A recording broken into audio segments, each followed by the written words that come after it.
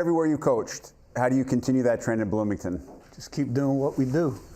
And, I think we made great progress in December with the roster. Stepped foot on campus, a lot of guys were in the transfer portal, kept about half the guys we wanted to, brought 22 new guys in, flipped the roster, changed the culture between the winter conditioning program and the end of spring ball, brought 7 more transfers in at the end of spring ball in positions of need. It's one day at a time. I see you can't really measure it tangibly because we haven't played a game. But I know we're going to be competitive, and I know we're going to put a different product out there than we have in the past. And you come in with a fiery personality. You wear your emotions on your sleeve. We saw that at the basketball game.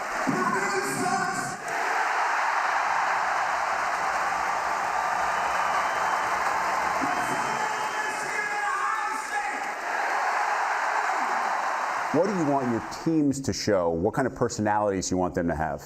On the field, we want to be fast, physical, relentless, play smart, disciplined, and poised. Our teams not only have won a lot of games, but we least penalized team in the league. Least amount of turnovers in the league. And then the important things. Number 1 in the country against the run, sacks, TFLs, points, stuff like that. Now, I'm not saying we're going to be all those, but we're going to be smart, disciplined, and poised on the field, and we're going to fly around.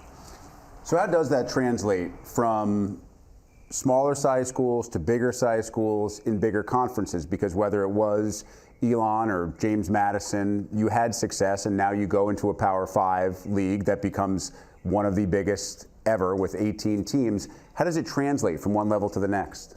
Football's football. The fundamentals of what it takes to be successful doesn't change. So then how do you define success if it's more than just wins and losses? I define success by winning, and that's what we're aiming to do this fall. Schedule like this is not going to be perfect for everybody. You have 18 teams, you have non-conference rivalries that a lot of programs still want to play. You have to go coast to coast sometimes. So how do we find as close to an ideal schedule as possible for teams inside the Big Ten? Well, the way I kind of look at that is like rule changes.